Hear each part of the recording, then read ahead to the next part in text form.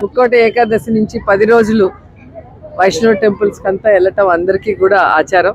So అలాగే నేను కూడా ఎవ్రీడే ఒక్కొక్క టెంపుల్కి వెళ్తున్నాను. ఈరోజు ఆడుదాం ఆంధ్ర, ఈ రాష్ట్రం అంతా కూడా ఆడబోతున్నారు. జగన్మోహన్ రెడ్డి గారు ఇప్పుడే ప్రారంభించారు.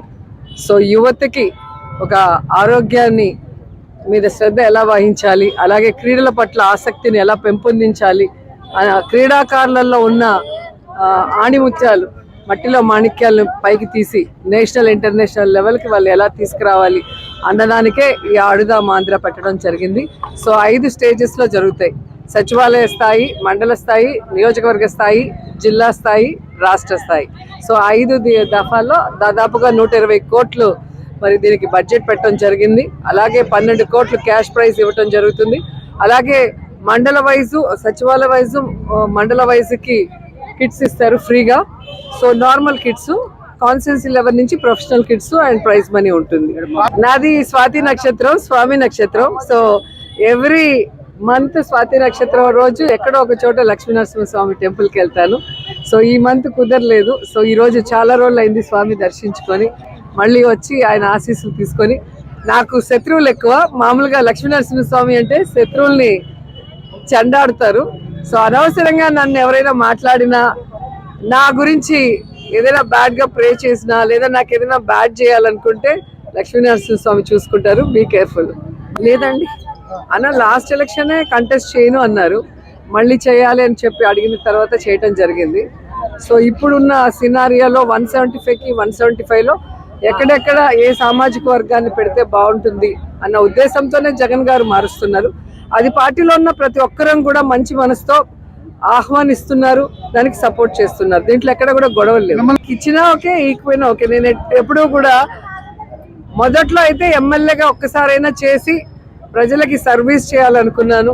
సో 2 సార్లు అవకాశం ఇచ్చారు జగన్మోహన్ రెడ్డి గారు. అండ్ మంత్రిగా కూడా ఈరోజు మీరు చూసారు, నా వల్ల అయినా సర్వీస్ నేను చేస్తూనే వస్తున్నా. కాబట్టి నన్ను మారుస్తారని నేను అనుకోవట్లేదు. ఒకవేళ మార్చాల్సిన పరిస్థితి వచ్చినా కూడా సంతోషంగా అన్న కోసం త్యాగం చేస్తాను. ఎవరు అసంతృప్తిలో లేరండి. ఎందుకంటే ఈరోజు మేమే తోపులు అనుకున్న వాళ్ళు జగనన్నని వదిలి తెలుగుదేశం పార్టీలోకి వెళ్ళిన 23 మంది ఏమయ్యారో మీరే చూశారు. ఇక్కడ రాజశేఖర రెడ్డి గారి ఆశయాలు, Jagananna agenda, Jagananna face cut తోనే ఇక్కడ గెలుస్తున్నారు మాక్సిమం ఎమ్మెల్యేలు, ఎంపీలు. కాబట్టి వాళ్ళకి తెలుసు అన్నని బెదిరించి ఆపోజిషన్ పోయినా కూడా మనకి మిగిలేది శూన్యమని.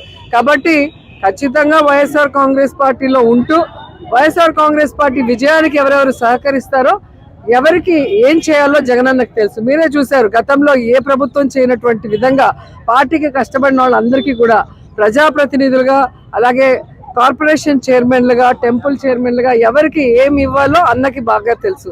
అది తెలిసిన వాళ్ళు కాబట్టే, ఆ కుటుంబం మీద నమ్మకం ఉంది కాబట్టి అందరూ హ్యాపీగా ఉన్నారు. టీవీలో చెప్తేనే శుభాకాంక్షలు చెప్పినట్టు లెక్క కాదు. ఇప్పుడు మేము కూడా చెప్తాము బర్త్డేకి అన్నకి. సో టీవీలో చెప్తేనే చెప్పినట్టు కాదు. ఇంకా వాళ్ళు కుటుంబ సభ్యులు అన్నప్పుడు కనీసం ఫోన్లో అయినా చెప్తారు. అది అందరికీ తెలిసిన విషయం. దాన్ని ఒక ఏమంటారు పొలిటికల్ ఇదిలాగా మీరు మాట్లాడితే ఎలాగా? నేను మా అన్నదమ్ములకి కానీ మా హస్బెండ్కి కానీ మాట్లాడేది నేను టీవీలో చెప్పి శుభాకాంక్షలు, పెళ్లి రోజుగా ఇదో ఏవి చెప్పం కదా, అవి పర్సనల్గా చెప్పుకుంటాం. సో టీవీ మూలంగా ఎవరికైనా చెప్పాలనుకున్నది